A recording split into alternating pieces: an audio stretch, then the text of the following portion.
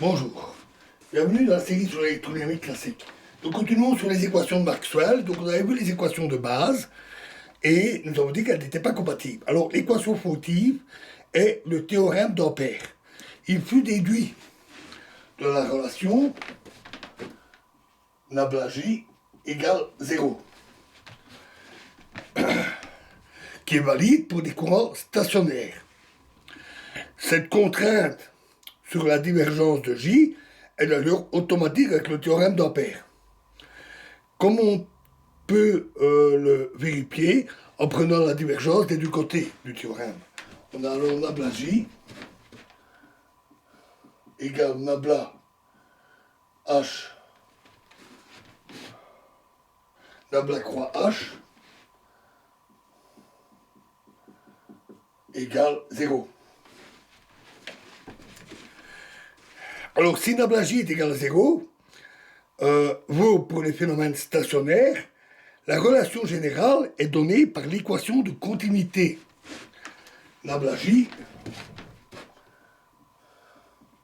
plus d rho sur dt égale 0. Vous vous rappelez qu'on l'avait prise, qu'on l'avait déduite et qu'on avait éliminé le terme d rho sur dt parce qu'on était dans des phénomènes stationnaires. Maxwell remarqua alors qu'on pouvait transformer cette équation de continuité en une divergence nulle à l'aide de la loi de Coulomb. Ainsi, Nabla J plus d rho sur dt est égal à Nabla J plus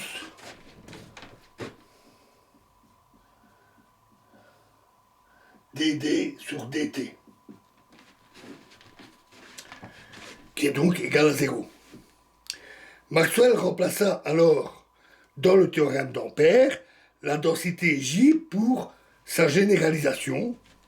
J est alors remplacé par J plus dd sur dt.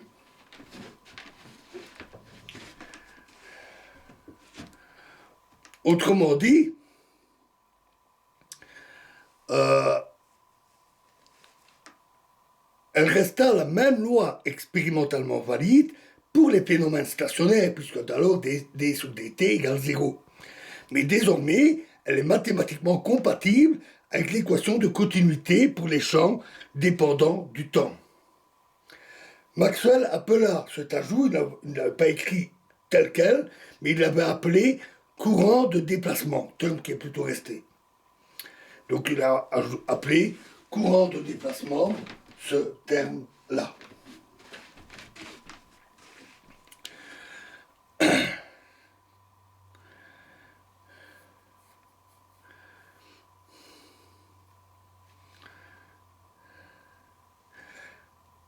Alors, sa présence signifie qu'un champ électrique variable engendre un champ magnétique, même en l'absence de courant, ce qui est la réciproque de la loi de Faraday.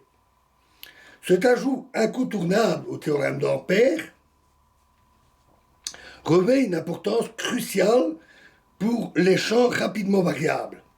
Sans ce courant de déplacement, il n'y aurait pas de rayonnement électromagnétique.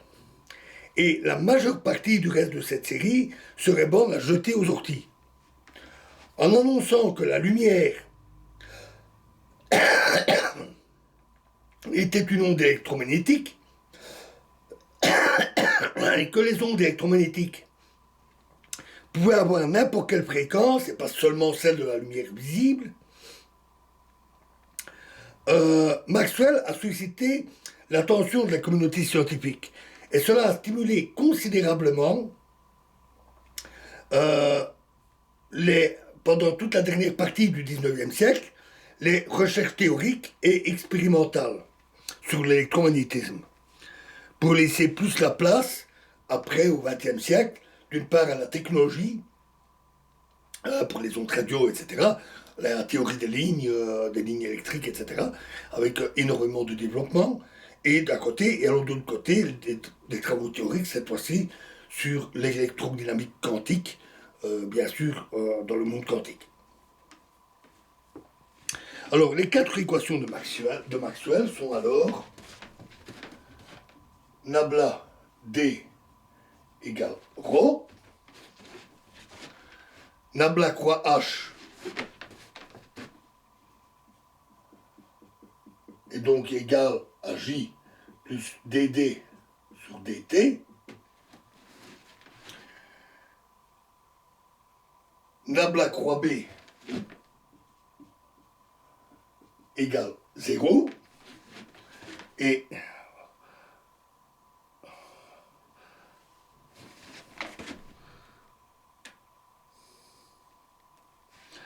la dernière, qui est paradée, nabla croix E plus dB sur dt égale 0. Et ces quatre équations fondent la totalité de l'électromagnétisme classique. Bien sûr, il faut encore les résoudre dans toutes sortes de situations. Combinées avec l'équation de Lorentz et les lois de Newton, elles fournissent une description complète de la dynamique classique, donc pas quantique, des interactions entre particules chargées et champs électromagnétiques. On en reparlera. Le domaine de validité des équations de Maxwell a été évoqué au début, ainsi que les conditions aux limites pour les composantes normales et tangentielles des champs aux interfaces entre deux milieux, et les relations constitutives qui unissent E et B A, D et H ont également été abordées au début et appliquées aux phénomènes statiques. Nous reviendrons plus loin sur ces aspects. Alors, les unités employées pour écrire les équations de Maxwell sont celles que nous avons utilisées précédemment. Pas de différence. C'est-à-dire le système SI. Le tableau qu'on a vu au début donne à l'intention d'auditeurs ici qui seraient plus à l'aise avec d'autres systèmes d'unités, par exemple celui de Gauss qui est encore employé, donne l'expression des principales équations dans les systèmes les plus courants.